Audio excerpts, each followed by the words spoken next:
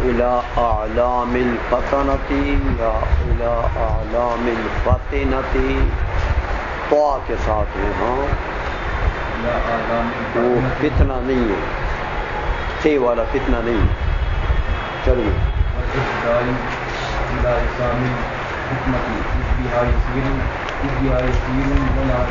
یہ تمہارا مطالعہ کمزور ہوتا ہے شیخ،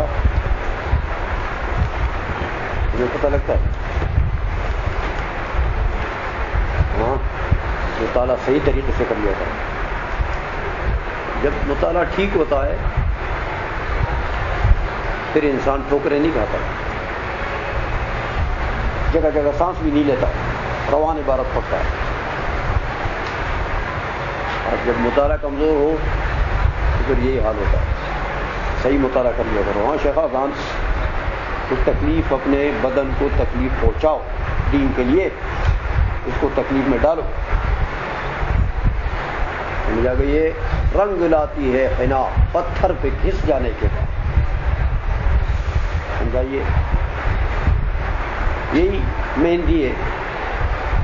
لیکن اگر یہ پتے ہوں اسی طریقے سے جیسے اس کا پودا پیدا ہوتا ہے ویسا پودا ہو تو کوئی پیروں میں یا ہاتھوں میں لگائے وہ رنگ کرے گا. جب وہ پتے خشک ہو جائیں اور پھر اس کو دوری میں رگڑا جائے، اس کو رگڑا چڑھایا جائے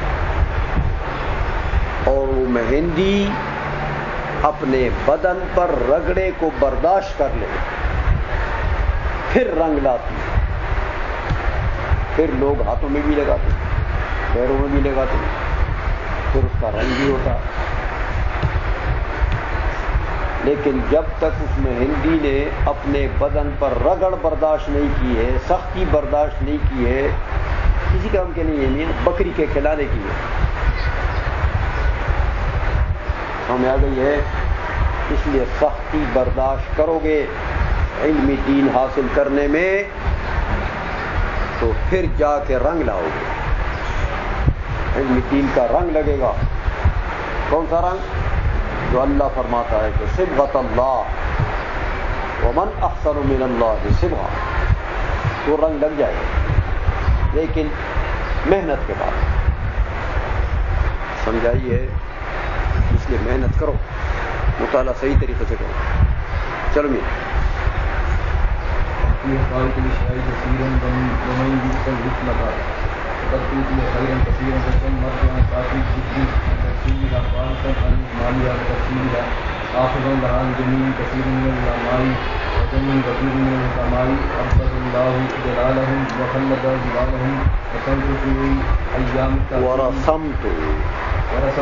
بس کرو یار.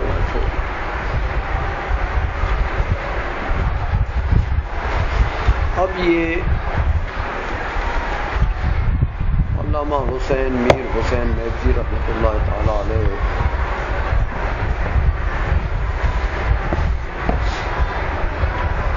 ایک تو اسی سوال کے جواب کے لیے تمہید ذکر کرتے ہیں کہ میاں تم نے کتاب لکھنی تھی تو فلسفہ میں کیوں لکھی؟ کسی دوسرے فن میں کیوں نہیں لکھی؟ ایک سوال یہ ہوتا ہے، کیونکہ شارح ہیں تو ایک سوال اور بھی ہوتا ہے، ماتن پر تو یہ ایک ہی سوال ہوتا ہے، شارح پر دو سوال کہ اس فن میں کیوں شرح لکھی اور اس کتاب کو متن کو کیوں منتخب کیا شرح کے لیے. دوسری کتابیں تو بھی تھی اس فن کی، تو کسی دوسری کتاب کی شرح کیوں نہ لکھی کہ ہدایت الحکمت کو تم نے شرح کے لیے منتخب کیا؟ یہ دو سوال ہوتے ہیں. کہتے ہیں میاں اس فن کو تو میں نے منتخب کیا کہ میں نے جب دیکھا کہ بنی نوع انسان کا کمال، بنی نوع انسان کمال تک کیسے پہنچے گا؟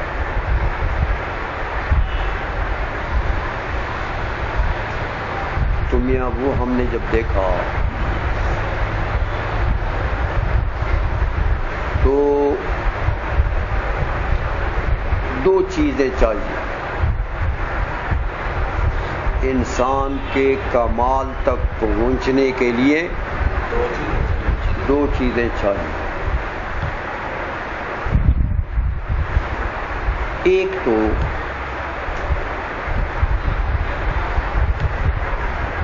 انسان کے اندر ذکاوت طبعیہ ہونی چاہیے، ذکاوت، ہاں، کہ یہ انسان ذکی ہو، بلید نہ ہو، بلید کن ذہن نہ ہو، کن ذہن، بلید کن ذہن نہ،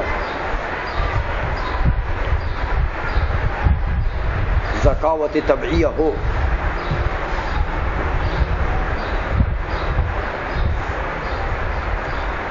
اسی لیے علامہ جلال الدین دوانی رحمۃ اللہ علیہ نے پڑھا ہے، آپ نے ملا جلال میں خطبے میں وہ لکھتے ہیں کہ فَلْيُضَنَّ بِهَا كُلُّ غَبِيٍّ وَغَوِي، کہ میری جو یہ کتاب ہے نا اس پر بخل کیا جائے، نہ پڑھائے ہر غبی اور غوی کو، غبی کو اور غوی کو میری کتاب نہ پڑھائی جائے۔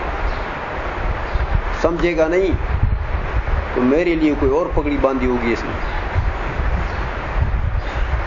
بات سمجھی نہیں ہوگی۔ تو کہتے ہیں جلال الدین دوانی نے یہ بات غلط کی ہے، خود سمجھتا نہیں ہے تو میری پگڑیاں باندھتا رہے گا۔ سمجھائیے، غبی تو وہ جو کن ذہن ہو، بات کو جلدی سمجھتا ہو، دیر سے سمجھتا ہے۔ غوی جو الٹا سمجھتا ہو، الٹا۔ آپ ایک طریقے کی بات کرتے ہیں، وہ اس کا عکس لے لیتا ہے۔ آپ کہتے ہیں نماز پڑھو، وہ کہتے ہیں مولوی صاحب نے تو کہا کہ نماز کے قریب بھی نہ جاؤ۔ یہ غوی ہوتا ہے، غوی۔ تو ایک تو یہ غباوت و غوایت نہ ہو، طبیعت میں ذکاوت ہو۔ دوسری چیز علوم حکمیہ،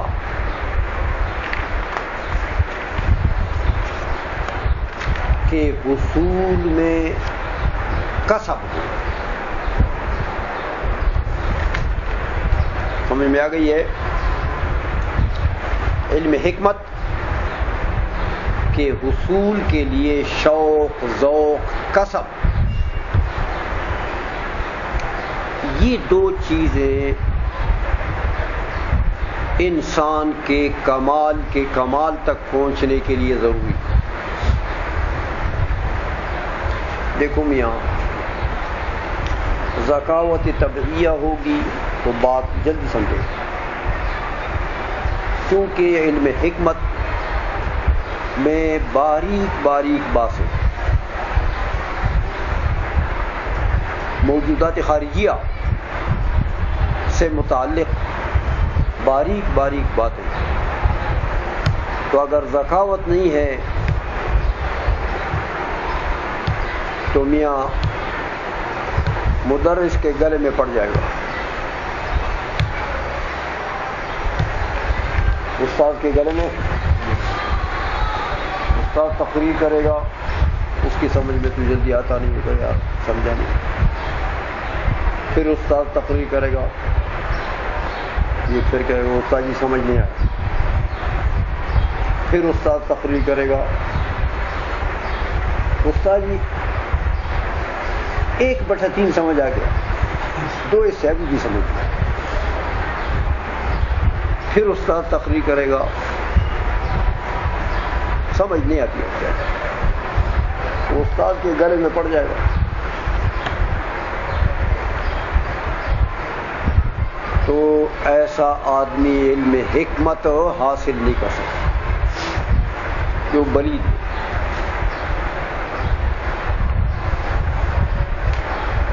دوسرا، علم حکمت کے حصول کے لیے میاں علوم حکمیہ کے حصول کے لیے شوق، ذوق اور کسب، ہاں شوق بھی ہو اور کسب بھی کرے، تو پھر جا کے علوم حکمیہ حاصل کر لے گا، اور یہ علوم حکمیہ حاصل ہو گئے تو کمال تک پہنچ گئے۔ کیونکہ موجودات خارجیہ، کائنات جتنی بھی ہے، موجودات خارجیہ کے عوارض ذاتیہ کا علم آ گیا، ہر چیز کے مضرات اور منافع کو آپ نے سمجھ لیا۔ علوم حکمیہ کیا ہوتا ہے؟ موجودات خارجیہ کے منافع اور اس کے مضرات، یعنی عوارض ذاتیہ کی بات ہوتی ہے نا۔ تو میاں جب ہر شے کے منافع اور مضرات آپ نے پہچان لیے تو یہی تو کمال ہے۔ اس شے کے منافع کو حاصل کریں گے اور مضرات سے بچیں گے، تو یہی تو کمال ہے۔ سمجھ میں آ گئی ہے بات ہو؟ اس لیے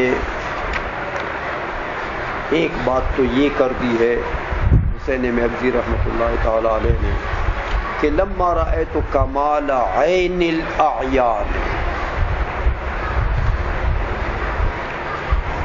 جب ہم نے دیکھا کہ عین الاعیان کا کمال کس چیز میں ہے، عین الاعیان کی خود تفسیر کرتے ہیں۔ کون ہے عین الاعیان؟ وہ ہوا نوع الانسان، اور واقعی عین الاعیان نوع انسانی۔ اعیان بمعنی موجودات خارجیہ، موجودات خارجیہ، تو تمام اعیان اے میاں بدن کے اندر آنکھ، عین بمعنی آنکھ لے لو، پورے بدن کے اندر آنکھ اشرف الاعضاء ہے۔ سارا جہان روشن ہے میاں، آنکھ ہے تو سارا جہان مظلم ہے، آنکھ نہیں ہے۔ تو سارے جہان کا مشاہدہ آپ کرتے ہیں کس سے؟ تو سمجھو کہ کائنات کی آنکھ ہے یہ انسان، جیسے کائنات، جیسے بدن میں اشرف الاعضاء کون ہے؟ آنکھ، اسی طرح کائنات میں انسان ہے۔ یہ اشرف المخلوقات ہیں میاں، اس لیے عین الاعیان ہو گیا اس معنی میں، اسی لیے تفسیر کرتے وہ ہوا عین الاعیان۔ سمجھ آ گئی ہے؟ وہ ہوا نوع الانسان۔ جب ہم نے یہ دیکھا کہ اس انسان کا کمال کن چیزوں پر بنا ہے، انسان کا کمال، تو ہم نے دیکھا کہ اس انسان کا کمال تو مبنی ہے بالارتقاء الی اعلام الفطنۃ، ہاں ذکاوت کے جھنڈوں، ہاں ذکاوت کے اعلام میں چڑھنے پر، ارتقاء، یا اعلام بمعنی علامت لے لو، اور علامت بمعنی جبل، پہاڑ، تو ذکاوت کے پہاڑوں میں چڑھنے پر مبنی ہے کہ میاں ذکاوت کے پہاڑوں میں چڑھو گے اعلیٰ درجے تک ذکاوت کے پہنچو گے تو پھر آپ کو کمال میسر ہوگا. ایک بات. دوسری بات والاہتداء، وہی ارتقاء کے اوپر عطف ہے، ما قبل ساتھ لگ جائے گا کہ بالاہتداء الی اقسام الحکمت. دوسری چیز جو انسان کے کمال کے لیے ضروری ہے وہ راستہ پانا ہے اقسام حکمت کی طرف، یعنی علوم حکمیہ کی طرف. تو دو چیزوں پر مبنی ہو گئی ہے، ہو گیا کمال انسانی. کیا؟ ایک ذکاوت طبعی اور دوسری چیز علوم حکمیہ میں کسب، اہتداء، وہاں تک پہنچنا. تو پہنچنا تو کسب سے ہی ہوگا نا میاں. کسب کرو گے، مطالعہ کرو گے، جان کو مارو گے تو پھر جا کے اقسام حکمت تک پہنچے. اب دیکھو میاں آگے آ رہا ہے کہ علم حکمت کی پہلے دو قسمیں، حکمت نظریہ اور حکمت عملیہ آگے آ رہی ہے. حکمت کی تعریف بھی کریں گے، اقسام بھی کریں گے، پھر ہر ایک کی تین قسمیں، حکمت نظریہ کی بھی، حکمت عملیہ کی بھی. اس لیے اقسام الحکمت ہے، جمع ہے. میاں ان دو چیزوں سے کمال انسان ان دو چیزوں پر موقوف ہے.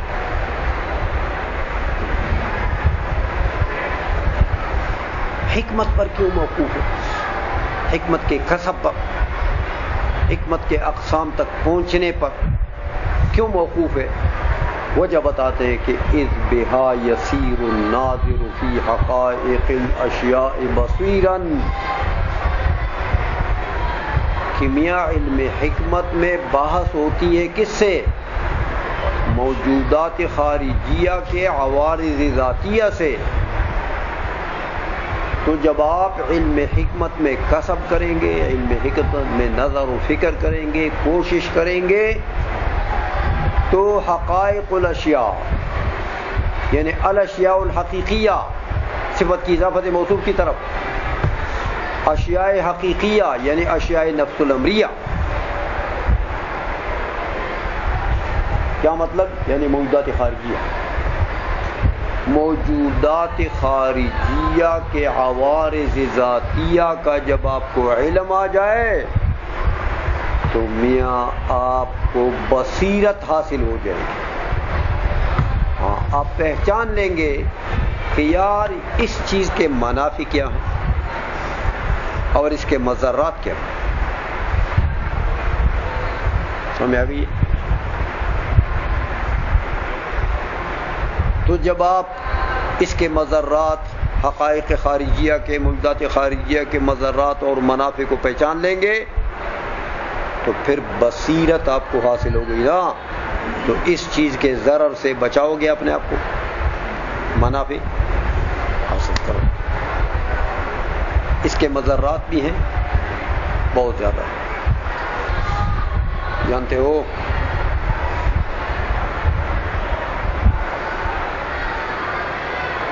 کیا گندگیاں ہیں جو اس موبائل میں نہیں ہیں؟ کیا فحاشی ہے جو اس میں نہیں ہے؟ کون سی بد اخلاقیاں ہیں جو اس میں نہیں ہیں؟ ہاں. اور کون سی بدکاریاں ہیں جو یہاں نہیں دکھائی جا رہی؟ یہ مضرات ہیں نا. سمجھ آ گئی ہے؟ اور یہ بھی مضرات ہیں کہ لڑکیوں کے ہاتھ میں دے دی گئی ہے. لڑکی اپنے یار کو ٹیلی فون بھی کر لیتی، تو یارانے بھی بن جاتے ہیں، زناکاریاں بھی ہو رہی ہیں، بدکاریوں کے لیے بھی راستے ہموار ہو رہے ہیں. یہ مضرات ہیں نا صاحب، لیکن منافع بھی. آپ نے اس کے منافع بھی پہچان لیے کہ بہت سی خیر کی چیزیں بھی ہے اس میں، انسان فائدہ اٹھا سکتا ہے اس سے، خیر کے کاموں میں بھی. اچھے کاموں میں بھی.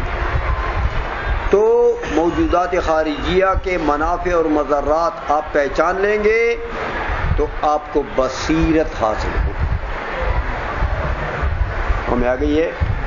اس لیے فرمایا اس بہا یسیر الناظر، یہ جو اقسام حکمت ہیں اس حکمت کے اکتساب اور علم سے ناظر جو نظر کرتا ہے فی حقائق الاشیاء، موجودات خارجیہ کے میں جو شخص نظر و فکر کرتا ہے وہ ان میں کیا بن جاتا ہے؟ بصیرا،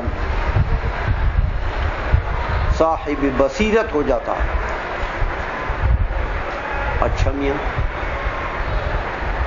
کیوں ہو جاتا ہے صاحب بصیرت؟ کہتے دیکھو یہ تو قرآن نے بھی کہا یار، میری نہیں مانتے ہو تو قرآن کو تو مانو. قرآن نے نہیں کہا کہ وَمَن یُؤْتَ الْحِکْمَةَ فَقَدْ أُوتِیَ، تو میرا نہ مانو. چلو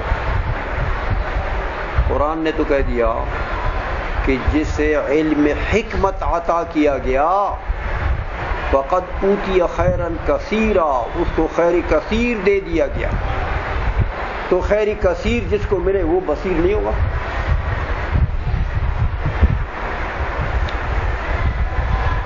ایک بات اور بھی یہاں سمجھ لو کہ قرآن نے جو یہ فیصلہ کر دیا کہ وہ من یؤت الحکمت، من عموم کے لیے ہے نا، من یؤت الحکمت، جس کو بھی حکمت دی جائے، علوم حکمیہ، موجودات خارجیہ کے اعراض ذاتیہ، منافع اور مضرات کو پہچان لیا جس نے، اسے خیر کثیر ملا.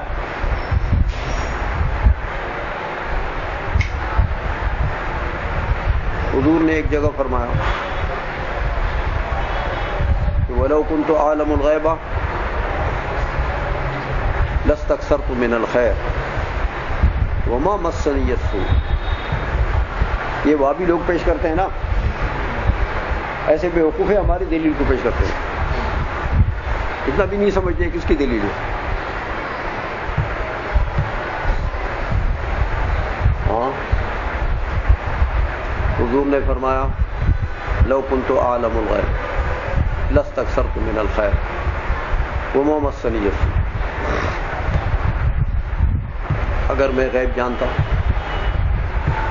تو لاستكثرت من الخیر، خیر میں کثرت جمع کرتا، بہت سارا خیر مجھے مل جاتا. لیکن میں غیب جانتا تو لاستكثرت من الخیر، خیر میں کثرت کرتا میں، یعنی خیر کثیر مجھے ملتا.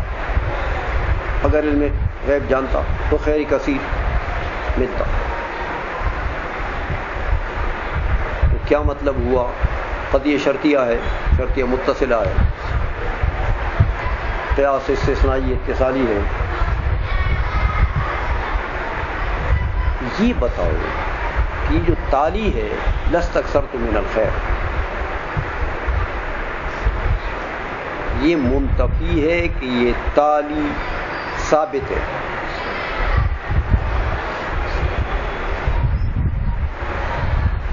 تالی کیا ہوتا ہے؟ لازم ہوتا ہے، مقدم ملزوم ہوتا ہے.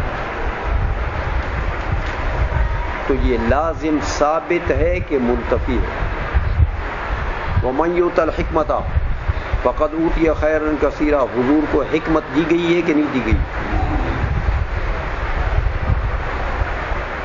تو جب حکمت ملی ہے حضور کو تو خیر کثیر نہیں ملا، تو لاستكثرت من الخیر ثابت ہو گئے کہ منفی ہو گئے؟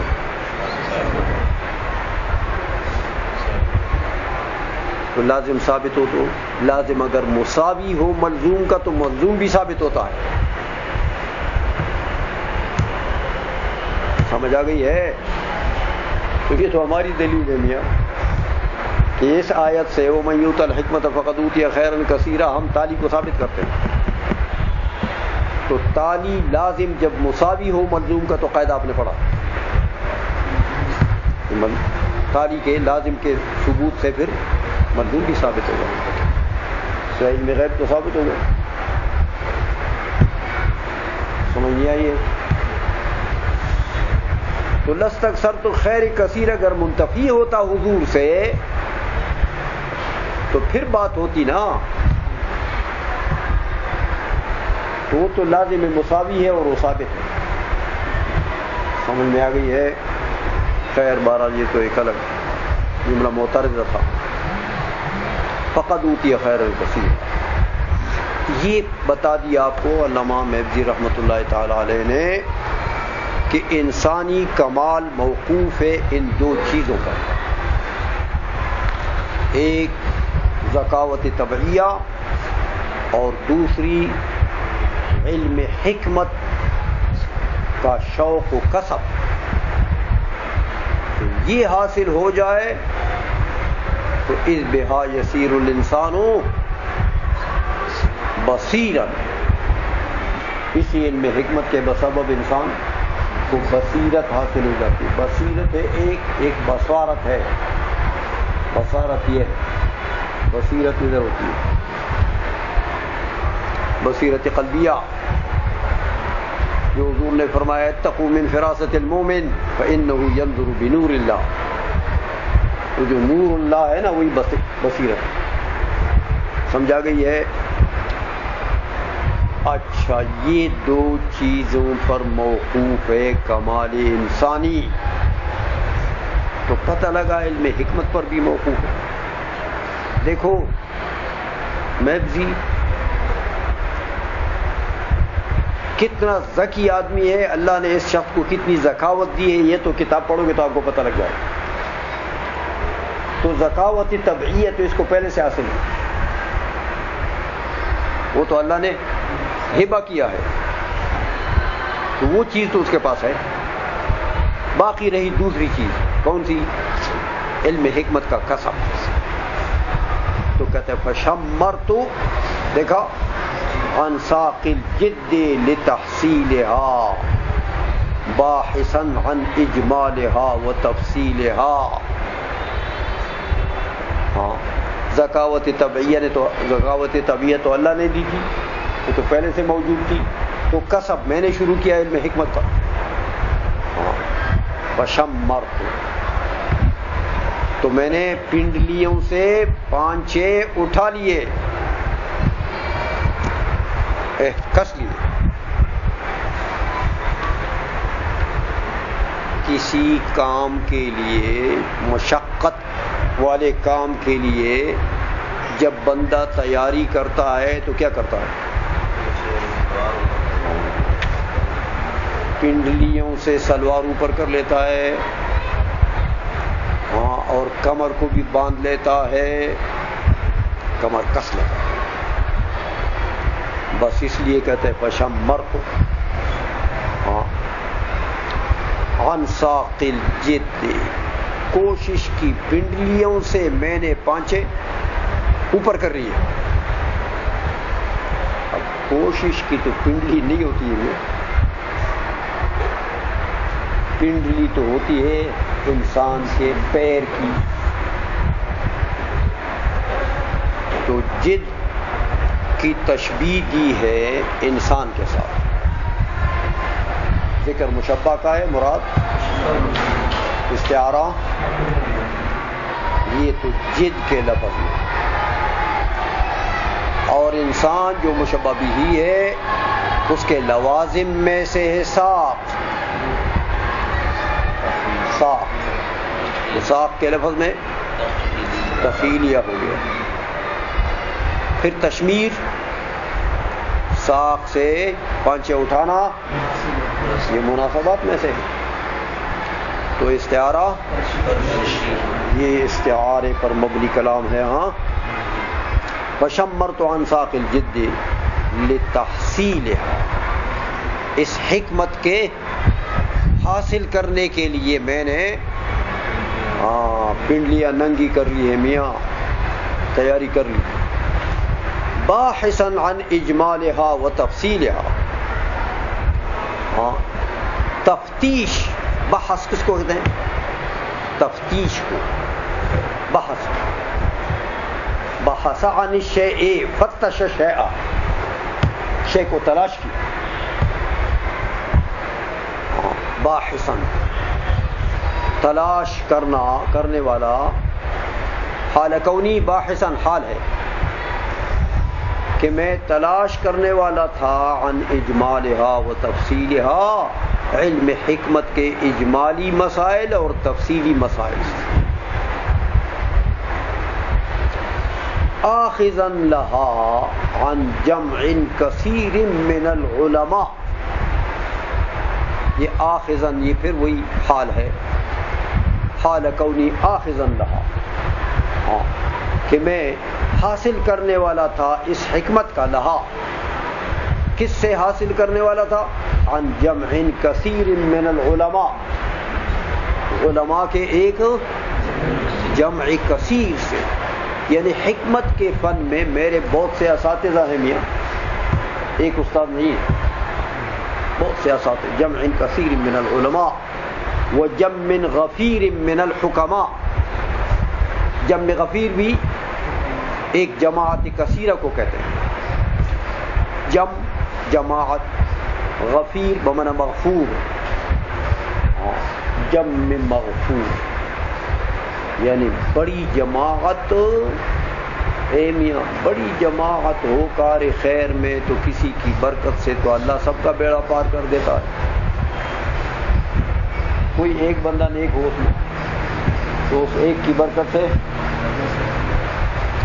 تو جمع غفیر کہہ دیا، ہاں کہ جماعت کثیرہ تھی یعنی مغفور جماعت تھی حکماء کی، ان سے میں نے یہ علم حکمت حاصل کرنا شروع کر دیا۔ اب چونکہ وہ حکماء کی جمع غفیر، علماء کی جماعت کثیرہ، یہ سب اساتذہ ہوئے نا کس کے؟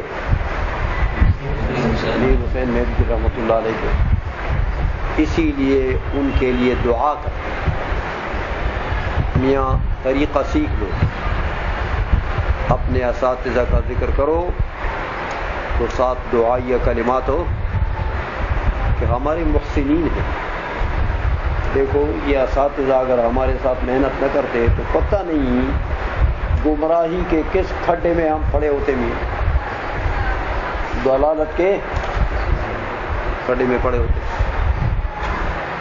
تو ان اساتذہ نے تو ہمیں نکالا ہے ضلالات سے، ہاں روشنیوں کی طرف ہو نکالا ہے، ہمارے محسنین ہیں، اس لیے اساتذہ کو ہمیشہ دعاؤں میں یاد رکھو، اور اساتذہ کی فہرست بڑی لمبی ہوتی ہے میاں، ہاں اپنے اساتذہ جو بلا واسطہ ہوتے ہیں وہ بھی اساتذہ، جو بالواسطہ ہوتے ہیں، بالوسائط ہوتے ہیں، سارے حضور تک، ہاں یہ سلسلہ اساتذہ کا جاتا ہے نا، اس لیے میر حسین میوزی رحمۃ اللہ علیہ اپنے اساتذہ کا ذکر کر کے دعا دیتے ہیں، ابد اللہ جلالہم، اللہ ہمیشہ رکھے ان کا دبدبہ، ان کا علمی جلال، علمی دبدبہ اللہ ہمیشہ رکھے، وخلد ظلالہم، اور ان کے سائے کو اللہ ہمیشہ رکھے ہمارے سروں پر،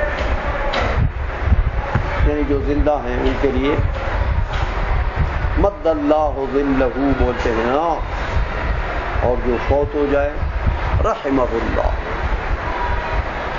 تو یہ چونکہ زندہ تھے انہوں نے اخذ شروع کیا تھا ان سے، پڑھ رہے تھے ان سے، اس لیے دعا دی ابد اللہ جلالہ، ان کے علمی دبدبے کو، علمی جلال کو اللہ ہمیشہ رکھے،